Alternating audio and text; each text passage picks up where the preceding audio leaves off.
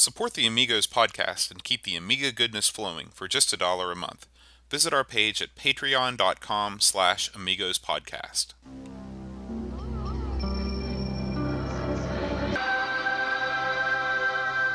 Amiga, the first personal computer that gives you a creative edge.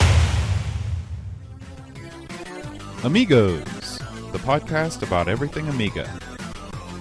Amigos is a proud member of the Throwback Network, your home for quality retro podcasts. And now, here are your hosts, Aaron Dowdy and John Bodovkar Schaller. Hi everybody, welcome to Amigos. I'm John. And I'm Aaron. And today we're going to be talking about Cruise for a Corpse. Cruise for a Corpse. But before we do, we got some feedback from one of our most recent episodes, Aaron. Sure, okay, what do you got? None other than Robin Levy commented on our Rough and Tumble episode. And he says, hi John and Aaron and Chris, because he sent me the link. I'm the artist, co-designer on Rough and Tumble, and just wanted to say thanks for all the nice words you had to say. I'm glad people still enjoy it almost a quarter century later. P.S. Play Fire and Ice. It's dead good. So thank you. How crazy is that he saw our... I think it's nice. I think it's awesome, actually. I stumbled upon this, and of course I should have known about it because someone already told me, but I was just lumbering around like an oaf, and I was like, oh crap, I can't believe I just saw that. And of course I reveled and went to our chat thing and told everybody, like, yeah, we knew about that. I was like, son of a gun. But yeah, it's awesome. And hey, that's great. I love it when the people that make the game come and have a listen and have a look. That's pretty cool. Yeah. Well, Aaron, do you want to roll on to the Amiga news for this week? That sounds good. Let me roll out the Gambletron here. So, first and foremost here this week, Boat, we're going to talk about and this is a beta, but I thought it was kind of neat. Someone is putting out a new Bomb Jack game. It's a Bomb Jack Amiga remake called Bomb Jack Beer Edition. We can all get behind that, sure. Have you ever played Bomb Jack? Yes, arcade? Absolutely. I knew you have because it's right up your alley. Yeah, I love Bomb Jack. I also like Mighty Bomb Jack on the NES. So this is a beta edition of Bomb Jack that's coming out. It looks pretty good, and you can download it, the ADF there, and if you're a big Bomb Jack guy, you look at this boat, tell me what you think. It looks great. It looks just like the arcade machine. It looks real good. Yeah. And so, a labor of love. And this is one are you surprised that this never had a proper release on the Amiga?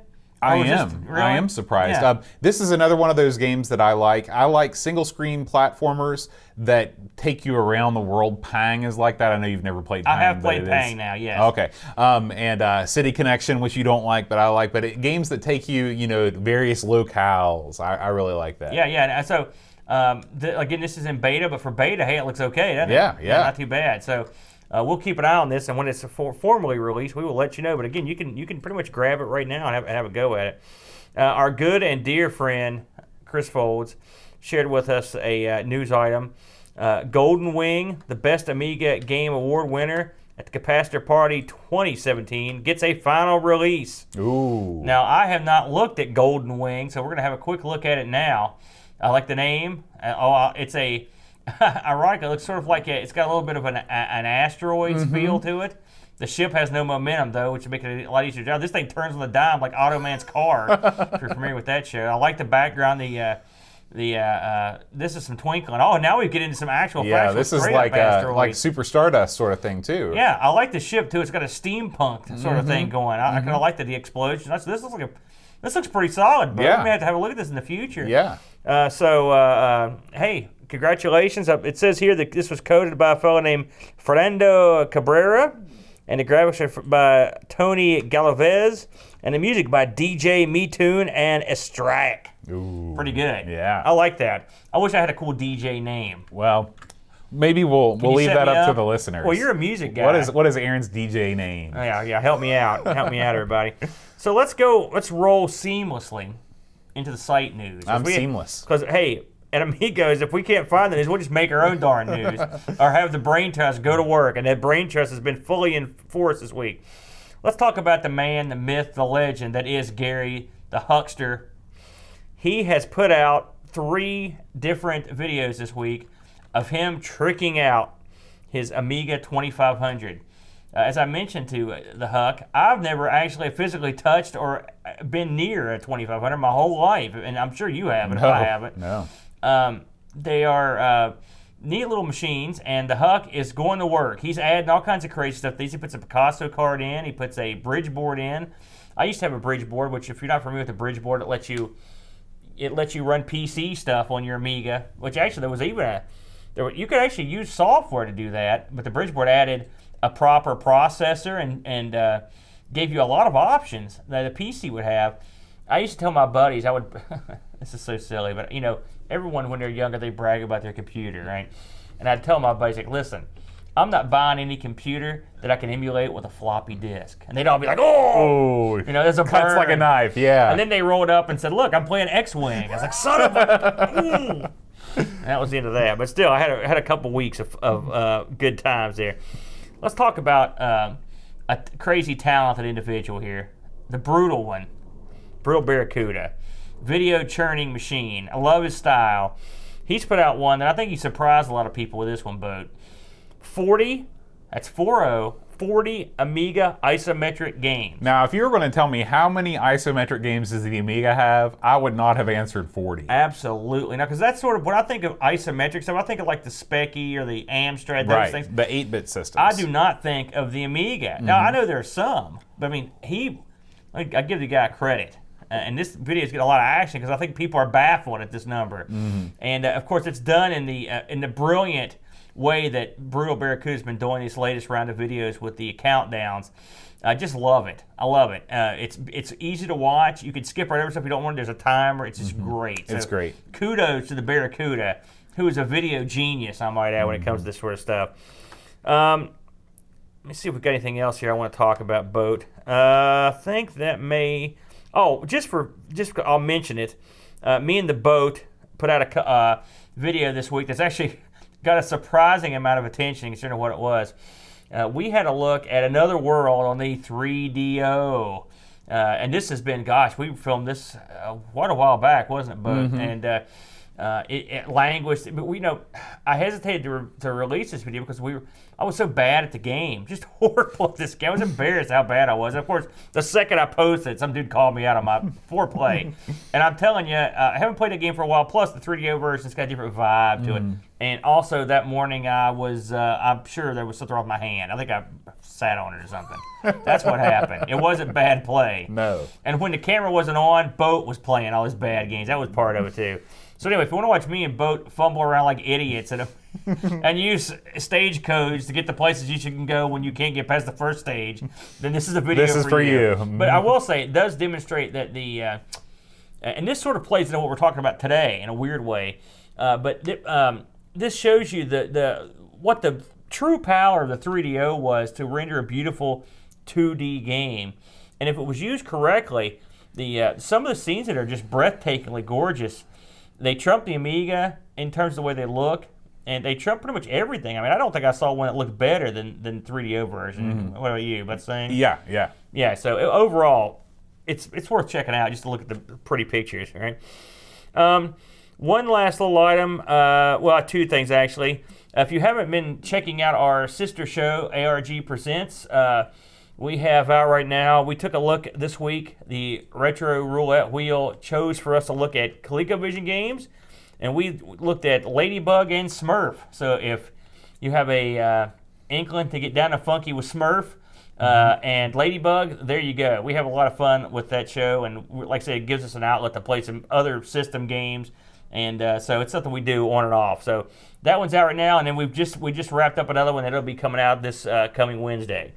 Last item, the Great Amigos box art poll. We've got a link on the Google Plus, and we'll put this up also on Facebook for you to vote on your favorite box art.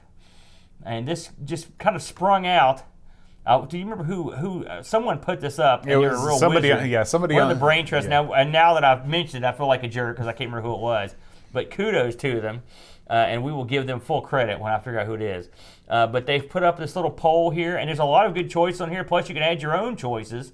And we don't really have a reason to do it. We're just we got to talking about it. It's like someone's like, hey, let's make a poll, and wham, bam, the brain trust stick one up. And so if you feel like voting it. Next week, vote this week, and next week we'll put up the results here on the show. Beautiful, beautiful. I think, Boat, that is all I got. You got anything you want to add to the pile here? No. That's a lot more than I thought, actually. So before we dive into Cruise for a Corpse, it's an indefinite corpse, not a definite one. Just for the corpse. We should say that this was a choice by Amigos Game Selection Committee member Brutal Barracuda of video editing fame. And so if you have a favorite game that you would like the Amigos to cover, head on over to patreon.com/Amigos podcast, and you can sign up to be an Amigos Game Selection Committee member and get one game a month for us to review. And we've gotten a lot of members who are selecting some. And this is another game I've heard about for years and never played, so it's always good. Sometimes you need someone to give you the kick in the pants to, right? Or some of the stuff we just don't know about. Yeah. In fact, a lot of it actually we just have like, what is that? And so this is one. So you anything else? No, let's dive right in. Let's talk about this unique game, Cruise for a Corpse. All right. Now this is a game genre that we seldom tread in, Boat. It is this is an adventure, sort of a point-and-click adventure game. So this game was released in 1991. It came on 5 big floppy disks, and it was developed. Which is, I mean, for what this game is and what it looks like is shocking when you consider that Monkey Island came on 12. You know. Well, we'll get into that. This was developed by Delphine. Ironically, we just mentioned them. They did Another World, Flashback, and then they did a couple other point-and-click games, which were Future World, which I actually have played, and Operation Stealth, and then the James Bond sort of similar game that came out. Of course, this is for one player, and this came out in a bunch of different languages, which is no surprise. It came out in English, German, Italian, and Spanish, and French. Of course, this was developed by a French development team, and it shows. I mean, there's no doubt about that. And if you look at who did this, this was your general guys that work on a lot of these games from Delphine, and they were responsible for a lot of the games we just mentioned. The same basic guys that do a lot of this stuff. So this actually, I was kind of surprised by this. This had ports to the ST and the PC. And I'm not 100% sure which version was first. Did your research discover that at all? No, obviously when I was looking at, playthroughs on YouTube, the PC version seemed to be prevalent. Yeah. So it makes me wonder if this was originally developed for the PC and ported to the ST and the Amiga, or if it was the other way around. I think Delphine, their other stuff was all Amiga first. Mm-hmm. So this may have been done for the Amiga. I mean, I will say this, it does not look like a port of anything. Now, it doesn't mean anything, but it doesn't look like something that's like, oh, this looks like porting this let them down. I mean, It looks like something it runs like you would expect it to work. So, what is Cruise for a Corpse? All right. This game, if you're familiar with the classic murder mystery, and I'm going to go with, say, an Agatha Christie, this is basically a interactive Agatha Christie style murder mystery, like a Poirot. Yeah. I'm more of a Arthur Conan Doyle. I'm a big Sherlock Holmes maniac, Jeremy Brett, and if you watch the TV shows. And so this is not the general type of murder mystery that I'm into, but I like pretty much any murder mystery, and so I'm always down to a little mystery. So the theming of it was right for me. So in this game, you assume the role of Raoul. This guy's name. It's going to be a rough night on the names here. Raoul de Saint-Cyr, who is a French detective. Bam, like Poirot, with a mustache. Poirot wasn't French. Where was he from? He was Belgian. Belgian. Oh boy, I'm going to eat it for that, aren't I? Well, you can see I didn't read a lot of those. Again, not my bag. Anyways, he is invited to be on a boat that's owned by a very wealthy guy. And this guy's name, you want to give this a shot? Point at it for me. Right there. I'll tell you what it is. Nicholas. That's Karabujan. Oh, I could have done that. Once you get on the boat, you know there's going to be problems because this isn't the happy boat ride game. No. And so you, once you're on the boat, you're alerted by this guy's manservant that he's been murdered. Mm-hmm. And when you go to check out what's happened, someone sneaks up behind you and bonks you body gone. You wake up and there's no body, and there's a boat full of suspects. Right. And so it's your job, Somebody on the boat. right? Because you're at sea, Yeah.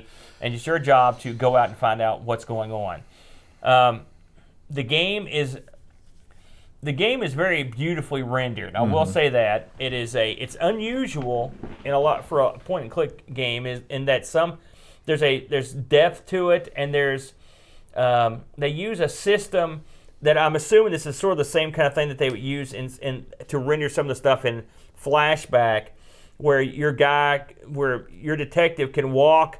There are scenes where he walks right at you and walks away. It's very cinematic. It's when I was playing this on the stream, they were explaining it to me that he's vector based. Everything else is sprites, but this guy is vector. So as he gets closer, it doesn't get blurry. It just increases his size. It reminded me of a more refined Alone in the Dark. If you've ever played that Never played game. Alone in the Dark. They're very well done, and I mean, especially with, again, the Amiga 3D is not necessarily its bag, so you can tell the guys over definitely knew exactly what they were doing when it comes to programming this game. So, of course, you've got a boat full of people here to investigate, and I mean, there's a ton of these people, and so what you'll do is you'll move around the boat looking for clues, and the majority of the game, in fact, I'd say 90% of the game is interrogating and questioning these various suspects. And there are tons and tons. I'm not going to give away all the plot points here, but as you get into the story, and I played this game for a good while, and then I watched a complete playthrough after I'd played it for a couple of hours, just so I could get the flavor. The various people in the crew, there's plenty of family members, friends of family members, and there are people that are flawed. Yeah. There's a chick that's always drunk named Suzanne. There's the guy that died's wife, she's a real piece of work. Then there's their daughter, and there's the guy's manservant, and you're questioning all these guys in this boat. Your guy moves slow as dirt, but thankfully they've got saving grace. This game, I will say this right off the bat. The thing I liked most about this game was the interface. The interface in this game is one of the best I've ever seen. One of the things that just drives me nuts on games is having to walk slowly around, especially when you have to cover a great distance. It takes forever to get anywhere. And that's when I said the saving grace, that's what I was talking about. That they have a system of fast travel, which now every game has fast travel. Right. But it was very uncommon, in these days to have that. And the funny thing about this game, like we'll take Simon the Sorcerer for example. That game you walk around slowly, but there's a lot of scenery in that game. This game does not have nearly as much scenery. I believe I read that this game only has I can't remember how many unique rooms. It was like 15 or something. You see a lot of the same stuff over and over. Yeah, there are 15 corridor backgrounds and then plus 10 interior rooms, right? So, and for a game like this, that's not a lot. It sounds like a lot, but when you play this thing for like 2 or 3 hours, you see the same little scenes over and over and over. And so it's so helpful when you can click that map up and just kind of beam to where you want to go. Right. It saves a ton of time. Something else that they do that I like is the inventory and usage system in this. Very streamlined. I mean, it's one of the best older ones I think I've ever played. Again, these sorts of games are not my cup of tea generally, and I'll admit, when I heard this was on the docket, I'm like, oh boy, it's going to be one of these things where I have to say, I mean, this one actually was that's why I played it so much. It was painless to play in a lot of ways because it was very seamless the way you click through stuff. I like that quite a bit. It's like it's a context sensitive interaction system with objects. You can only that sounds complicated. You can only do. For example, you don't have to guess at the command that you need to use to manipulate an object. It will tell you what you can do. Yeah, absolutely. The boat you're on is cool looking. It's fun to explore the first time you go through it. It's sort of it's funny, the box contains sort of a background, which I read. It's a paper that comes with the game. And it tells you that the backstory behind this boat is that it was owned by a guy. I think it was a pirate. I think his name was One-Eyed Jack. And not Saucy Jack? No. And Nicholas's dad won the boat in a card game. he won it, and he had it docked for years. And finally, Nicholas said, "Let's go ahead and get this thing fixed up, and we'll use it just to screw around with because we're rich, and we'll go out and drive around with our buddies," which is effectively what you're doing. As you go through the boat, occasionally you'll see a servant scrubbing a deck or working in the laundry, something like that, which is cool, or tending bar, something like that, that's kind of neat. When you go up on deck, there's a really awesome water effect that goes on where it looks like the boat's at the sea, and the water's sort of rises and falls. You see the horizon go up and down. It's cool. Yeah. It was a real good effect. Yeah, I thought. Yeah. And often when you're in the boat, you'll see stuff like the door will open. Like there's one room, one of the girls' rooms, I believe it was Daphne. I think it was. When you open the door, there's a little thing on the wall that kind of flutters. There's little animations, yeah. And I always love stuff like that. I even loved it in Solitaire on Windows 3.1, how the bats would go in the cards. Oh, and God. Come on, boat. I'm a sucker for that. So, this game has and again, having not played some of these, boats, stop me if this is something that's commonplace because I'd never seen it before. So this game's got an interesting way. You play a full day. And so every so often when you do something that's important, a clock will appear and the hand will move up maybe 5 minutes. Sometimes if you do something, I guess, particularly epic, it can move like 15 minutes at one time. And what this is doing is effectively advancing the game, all right? Which at the time I thought, man, what a cool concept. Because, for example, if you checked out everything on the ship, and then finally you did something to advance the game, every person on the ship, not everybody, but a lot of people would change where they're at. Some would not be available at all. Yeah. Some people would pop in that you hadn't talked to for a while. Some would be in different areas, or you could talk to them about different stuff. That's pretty cool. And that's what I think the game does to make up for the fact that it has limited locations, is that even though you've got limited scenery, you've got all of these people in all different places doing all different things. Right. And so what this means is that, again, you've got until 6:30 to finish this game, to solve the crime or whatever. I guess really, when you get to 6:30, the game's effectively over at that point. So when you go and talk to these people, and the majority of the game, you'll be sitting in front of a guy or a girl, and you'll be reading text. Problem number one, this is pretty much predates where someone's going to have a lot of audio.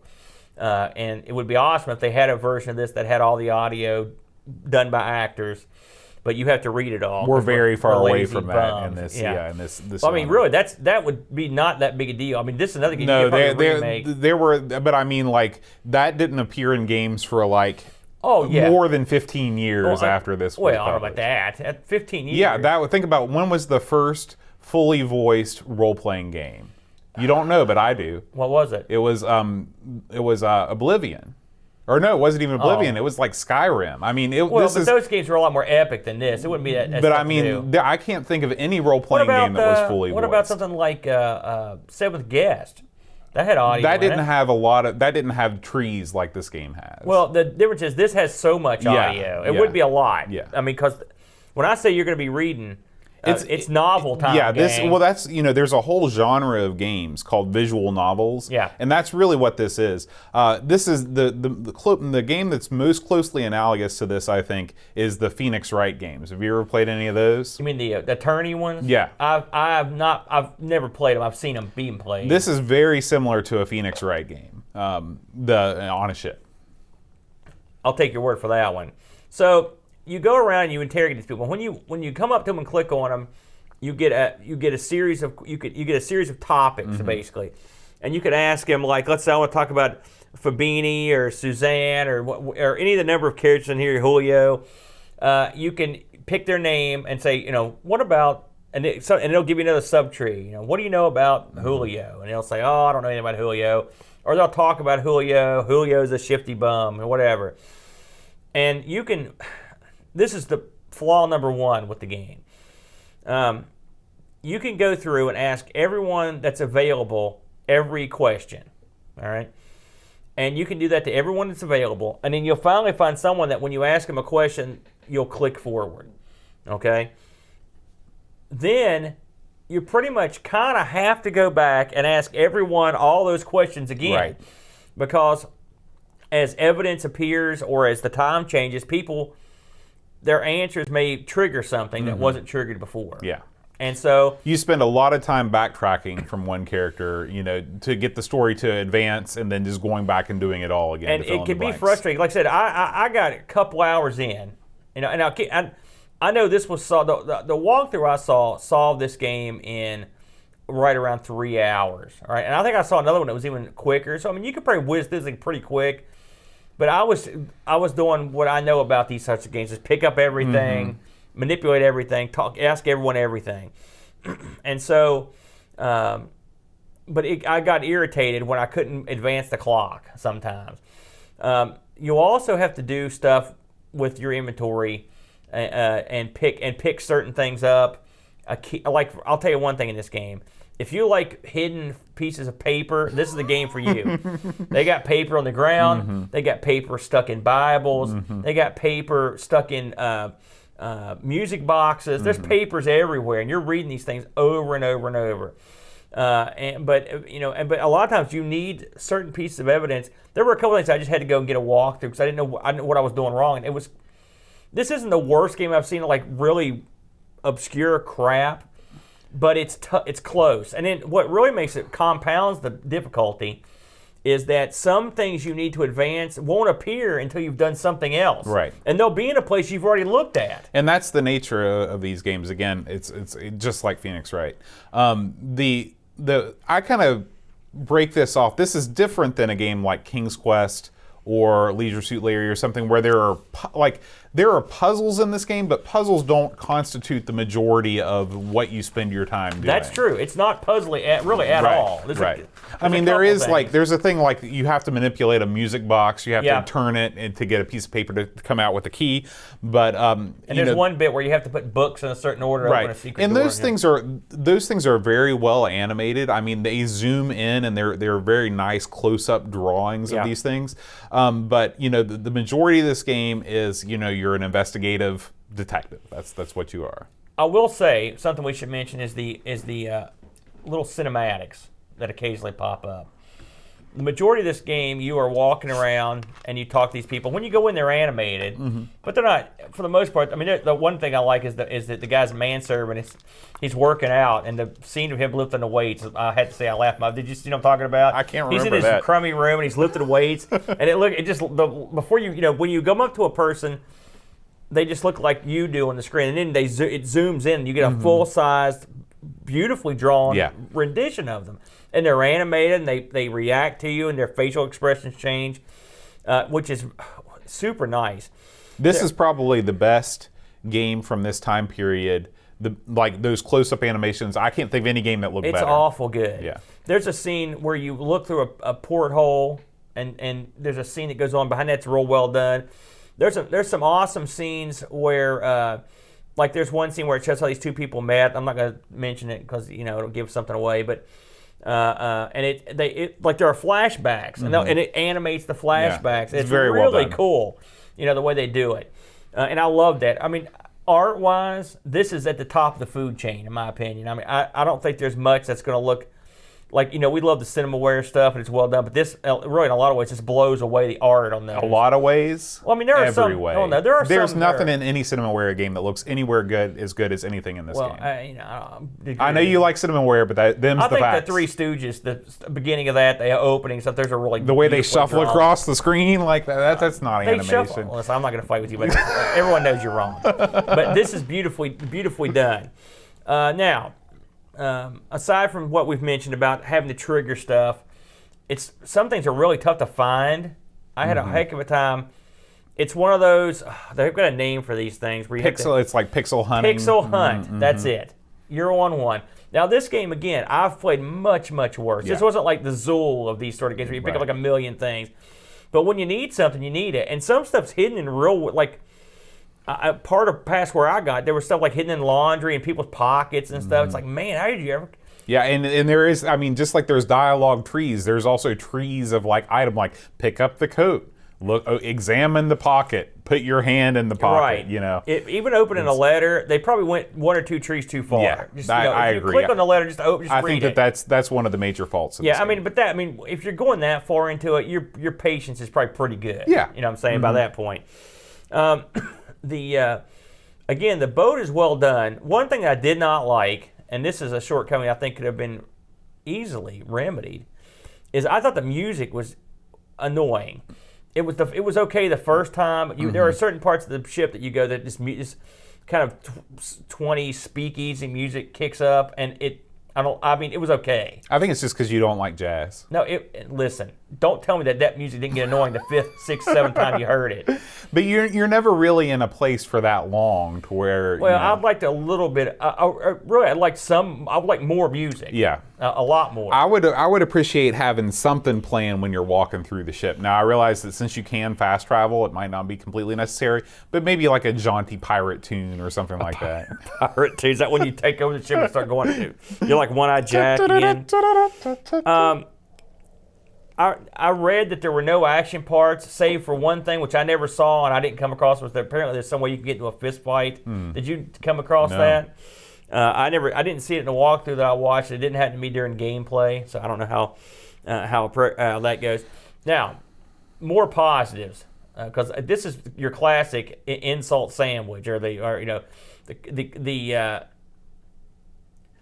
game ramps up in interest.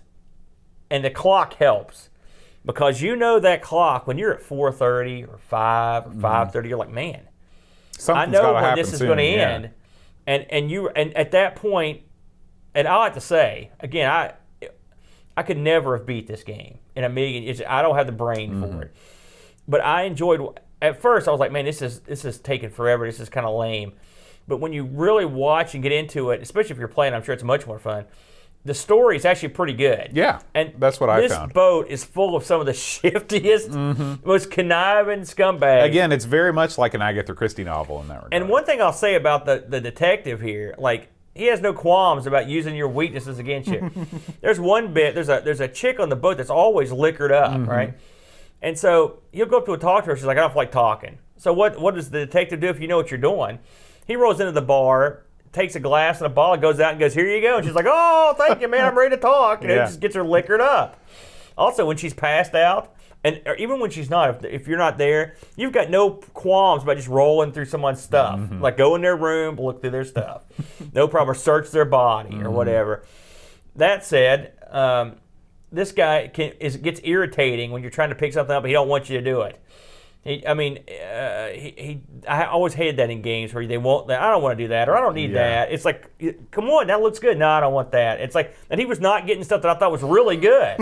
Did you have that problem? You know what I'm talking about? That happened to me sort of in the first room. My main problem with this game is that I played like 45 minutes of it the first time I played it. It was on the stream, and I didn't pick up that first piece of paper. Oh gosh. How did you not get that? I did everything else but open the desk. Right.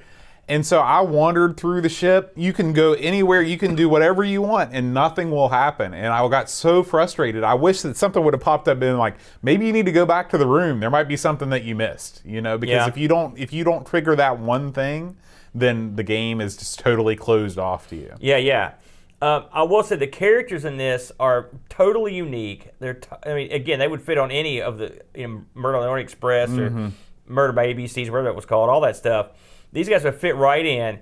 And there's a couple awesome storylines in it. Some are better than others, background stuff.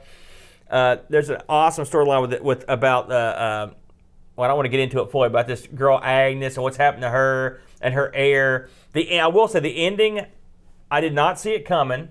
I'm not going to give it away because we were told not to give it away. And I wouldn't do it anyway because this is a game, you would ruin the game. But I didn't see the ending coming. And the ending is my kind of ending.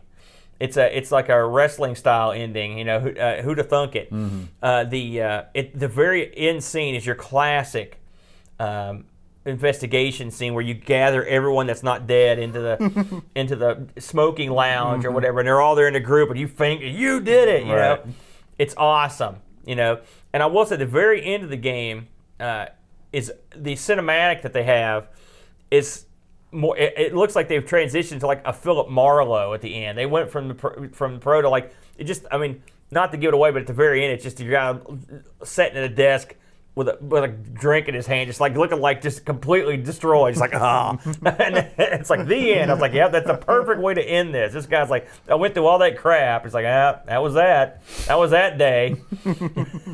So it really, I had mixed feelings about the game. Part of me loved, like I said, I like the clock. I like the concept of the clock anyway. I like the ease of use. Mm-hmm. I thought there was a little too much dialogue. I mean, I wish they could have eliminated answers to questions you'd already asked that were no longer pertinent. Mm-hmm. And I know some games do that. Yeah. That would have went a long way in this game. That's my biggest fault with this game is exactly what you said. They should have streamlined the dialogue options to where if something had already happened and you don't need to ask about Jose anymore, they should have just taken that away. Just because you get in the habit, what I would do is I would just go down, check, and at some point I wouldn't even be reading anymore because it was just so much. And yeah, it was a lot. I know your attention span's even worse than mine. No, I'm terrible. Now let me ask you, just a moment, personal application. Who was your favorite character of the bunch? I don't know. I'd have to say I liked several of them. Mm-hmm. I like Susan because she was always drunk, but I love the Reverend, not to give anything away, but the gambling. He goes into his room and he pulls this box out and it's full of like gambling stuff and when you question him, he's like, that's none of your business. But like there's a whole sub story about this guy's gambling problems, which is really interesting. I like his like I said, I like his manservant. He's good too. Mm-hmm. He always entertains me. I like the heir to the fortune that smokes the big cigar. There's, like you said, I mean, all of these characters are very well developed. Yeah. And there's a Latino guy who's a race car driver. Is that Hector or Julio? I can't remember, but he's fun to talk to. And all you hear about is everyone talking about how rich this guy is, but he's just a doofus. He's a race car driving doofus.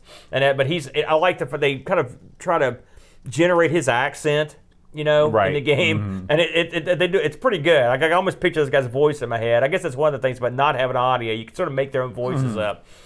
up. But overall, gosh, I'm trying to think. I guess I would say I recommend it for a patient neophyte in the genre. Fans of the genre will that's a classic. Well, I mean, video you have game to be. review No, thing. I'm taking someone that's new, like me. Someone that's patient. Well, that's not me, but new to this sort of game, and has time to kill, and the patience to sit through and go. Because I mean, you really almost can't lose if you were patient enough. Mm-hmm. Here's what I recommend. I recommend this game if you own a boxed copy of the game and you get all the ephemera that comes with it and you sort of immerse yourself in the story. If you fire this up on an emulator, I mean, you can play it and you can look up the text files of all the documentation. But man, I just think that a game like this, you really want to immerse yourself in the story. You want to become part of the story to get the most out of it. It does have a good save feature. You can save it. You don't have to. There's no checkpoints or anything because God, that would suck. Something weird that I came across as I was watching the end of this game. One of the guys was talking about someone who's super wealthy, and he said, and keep in mind this game was from like the 20s, and he goes, he basically said something effective. He's richer than Donald Trump. Yep. So I can only assume they were translating this. Or like, who's a rich American? That's the one that they came up with, and the era didn't matter. Mm-hmm. I thought that was kind of weird. Yeah, that is kind of an anachronism. Later, I was reading stuff on this, and I found someone else that had mentioned that same thing. So I guess I'm not the first person to come across that. There's some stuff in it that I didn't understand, and so probably after some story points I didn't quite get. So I'm going to have to talk to somebody that has solved this after the game to get some clarification on it, like their grenades in the cans in the secret door. I don't know, like I said, I'm not going to give anything away, but I didn't understand what was going on there. I don't know what that means. And there might be red herrings too. It could be, and there were some in here. So this game was reviewed quite a bit, as you can imagine. It got pretty good scores, actually. It got Amiga actually gave it 93%. Amiga Format gave it 90. Amiga Power 87. CU Amiga gave it 90s, and the One gave it an 88, and then reprised that gave it a 92, and then went down to an 88. So those are real good scores for the game. So it was a much appreciated game when it came out, and I'm guessing it sold pretty well, and I'll explain that when I go to the eBay. This game is one of the most easy to find games I think I've seen that we've done on here. I mean, there were that's tons surprising. of copies of it, and they were all over the world. In the U.S., you can get a box copy. All these are boxed. $27 or best offer box with all the trimmings. Not bad. No.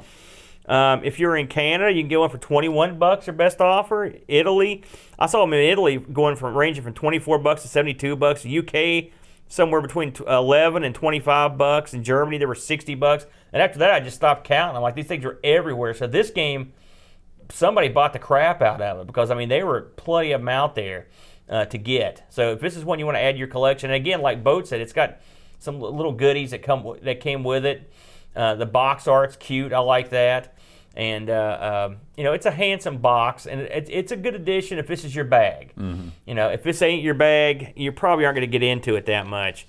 And it's funny this game hasn't aged in a positive way because I read a lot of internet reviews of it, and the internet reviews often did not like it. I mean, they were very negative about it. I read those before I actually started playing the game. And I was like, man, this must be the worst game ever because they were killing it. But the point of contention was that the clock time thing, where it's jarring and once you understand what's happening. But I mean, again, you've got to go ask these questions again and again and again and again and again. But I mean, if you're okay with that, or if you understand what the concept is, to me it made it easier because when that clock skipped up one, okay, you just did something good. And that's in a lot of these games, you don't have that visual indication that time has moved on and it's time to revisit somebody. That's right. Again, this is not necessarily my forte, and as someone who doesn't play a lot of these, I like it when a game holds my hand and says, "Good job, Aaron. Yeah. You made the clock go." Right. I'm like, "Thank you, game." Now you go try again. Go talk to the bartender one more time, or go talk to Suzanne again. She might have some new stuff for you. It made it more fun for me, and I felt like, unlike a lot of these games, I felt like I was getting somewhere. And right. It was important to me. So overall, in the scheme of things, I enjoyed it, and I will admit, I enjoyed it much, much more than I thought it would. Of course, I do like the subject matter, so that doesn't hurt. And it's sad. I'd like to have seen this sort of interface, because I played Future Wars, and this interface is way better. This is way better than what they had. Again, you know more about this than me. Is this sort of thing a more standard thing that you'd see today? Are there games that did this sort of thing now? That are... From what I've seen, like the point-and-click adventure games are kind of undergoing a renaissance. And the sort of context-sensitive menu options in this are not as popular as the SCUM engine, where you have the list of commands down there at the bottom of the screen. I think that's more of a nostalgia thing than anything else. Yeah, I think I like this more than those. But this was definitely a trend. The later King's Quest games, they actually simplified it even more, where you wouldn't even have words on the screen. You would right-click, and it would go from like an eye, and that would be like an examine, or like a hand, that would be take, or something like that. So that was definitely the trend towards the end of the point-and-click genre. I will say one thing else I failed to mention that I enjoyed in this game is that when you're playing it, you have an uncluttered, full screen of art. Mm-hmm. It's quite, I think it helps you get into it. One thing about that SCUM engine is that you've got all those gauges and stuff at the bottom of the screen. You got the box or whatever, and I liked it nice and empty. Mm-hmm. It was actually, I liked that a lot. Yeah. And not having to look at all that extra stuff, it made it look pretty. We talk about all the Amiga games with the giant HUDs. This is the anti-giant HUD. I mean, this game, art-wise, it's the top of the heap. Yeah. It's way up there for what you're getting. I mean, I really was impressed. And then the cutscenes, like a lot of the cutscenes, they didn't have to add those. Mm-hmm. They didn't have to do it. They could have just described it. But it made you feel like, hey, I'm watching a movie, or I'm experiencing something very interesting here. That's like a film, mm-hmm. and I appreciated that too. So overall, I'll give it high marks. For someone like myself, I thought I was real surprised how much I enjoyed it, actually. Me too. All right, Aaron, as we leave Cruise for a Corpse, it is time to announce the winner of the Patreon song contest. Okay. All right, so we had several people enter the contest. And I chose the winner the normal way, whoever included the most cash. And I'm pleased to announce that our winner for last week's song was Matthew Perron. All right. Congratulations, Matthew. You said that your favorite episode was John Madden Football because that was the first time that you appeared in the Patreon song. Oh, gosh. So you wow. get a special Amigos postcard with our signatures on it congratulating you.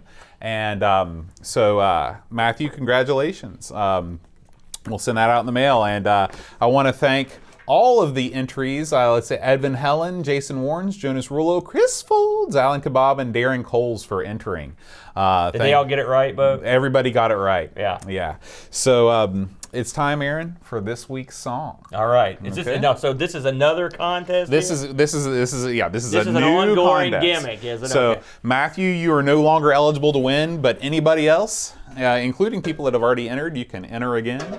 And He's getting the music out. Yeah, He's booting up the synthesizer. it's getting real. He's firing up Cakewalk. He's Cakewalk, man. yeah.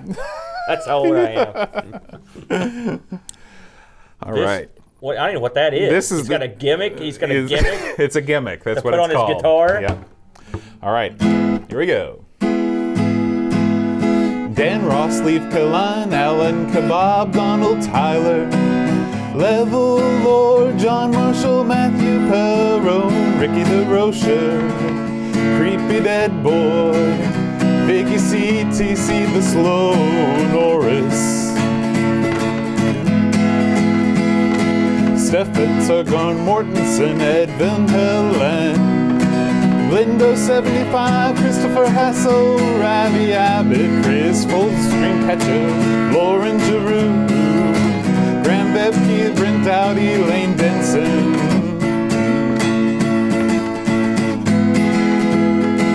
O'Brien's Retro and Vintage, Gary Huckasey, Brian Jones, Paul Harrington, Duncan Stiles, Anthony Jarvis, Tapes from the Crib, Josh Nan, Will Williams, Jonas Rulo,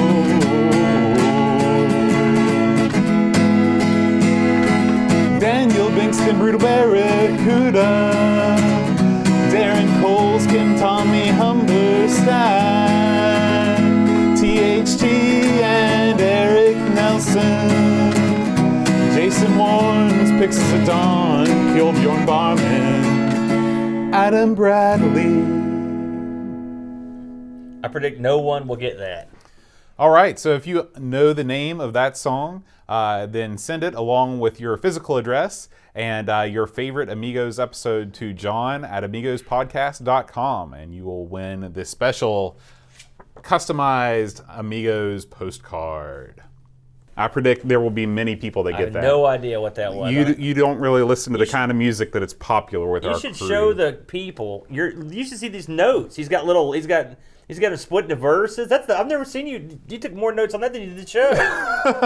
You've written music here, and you've got little. What do the little letters mean? Is that the key you're going to, or something? Do you understand how the guitar works? Listen, just answer the question. Don't call me out on my guitar knowledge. So the little these things right here, F, A minor, those couldn't are read them that far Those away. are chords. Oh, okay. Why did I even ask?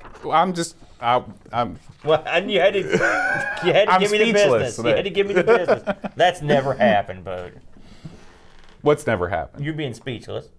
No, I was speechless when you were giving me the Anton LaVey business last week. I had no idea who Did that you was. see the picture I put did. up for you? So that's that. Now you know. Now I know. All right, and now you know about The Cruise rest for a Corpse. of the story. Good day. So next week we are going to do Assassin. Ooh, sounds scary. Yeah. So remember, folks, you can always check us out on what is. Remember, folks, if you need an assassin, call 1-800-ASSASSIN. You can always watch us live on YouTube every Friday night for us at 5:30 Eastern Time. We record ARG Presents and then Amigos back to back. Just like the fine folks like Eric Sundstrom, Edvin Helen, Pishbot, Necro Nom, Pixels at Dawn, Brutal Barracuda, Dan Ross, and everybody else that's hanging out in the chat with us. So everybody's correcting, or everybody's telling you what that gimmick is actually called. In the Oh, chat, man. so. Everyone in the chat's smarter than me. I'll Wow. give them credit. That's not saying much, guys. But until then, guys, have a great week. Make sure you keep playing the Amiga. We'll see you next time. Adios.